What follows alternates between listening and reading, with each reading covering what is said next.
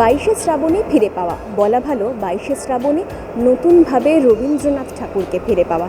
আসলে academy of fine আর্টসের Rabindra gallery প্রায় 9 বছরেরও বেশি সময় পর শুরু করলো নতুনভাবে পথ চলা। 22শে শ্রাবণের সন্ধ্যাতে সম্প্রতি হয়ে গেল সেই অনুষ্ঠান।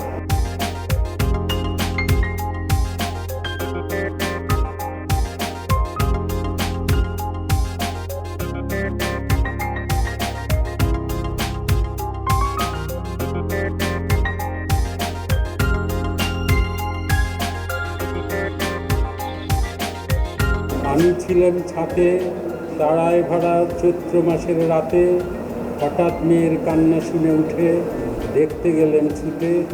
সিঁড়ির মধ্যে যেতে যেতে প্রদীপটা তার নিভে গেছে বাতাসেতে। সুধাই তারে কী হয়েছে বামি, সে কেঁদে কয় নিচে থেকে হারিয়ে গেছি আমি। 22শে শ্রাবণ আমাদের কাছে স্মরণীয় দিন, রবীন্দ্রনাথের প্রয়াণ দিবস। যেমন তার জন্মদিন আমরা পালন করি, তার 22শে শ্রাবণের দিনও তাকে আমরা স্মরণ করি। আমরা চাই তাকে স্মরণ করতে, কারণ রবীন্দ্রনাথই একমাত্র মানুষ আমাদের, এবং আমাদের শুধু বাংলার নয়, সারা ভারতবর্ষ এবং সারা পৃথিবীর একজন সব থেকে উল্লেখযোগ্য মানুষ, যিনি সারা বাংলাকে এবং ভারতবর্ষকে এবং সারা পৃথিবীর কাছে তার যে বাণী রেখে গেছেন লেখার মধ্যে দিয়ে, সেইগুলো আমাদের জীবনকে সমৃদ্ধ করে। আমার মনে হয় যে রবীন্দ্রনাথকে আমরা কখনোই ভুলতে পারি না। আমরা তাকে বারবার স্মরণ করব প্রতি বছর নানানভাবে, তার জন্মদিনে এবং তার প্রয়াণ দিবসেও। উনি কখনোই হারিয়ে যাননি আমাদের থেকে, উনি আমাদের সকলের কাছে আছেন।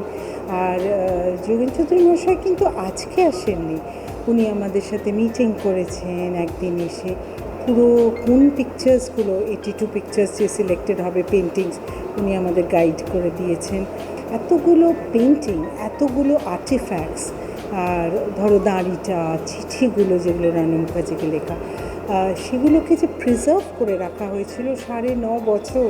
অনেক কিছু আছে যেগুলো দেখে বা যেগুলোর গল্প শুনে বা পড়ে আমাদের কিন্তু পুরো গুজবাম্পস হচ্ছে।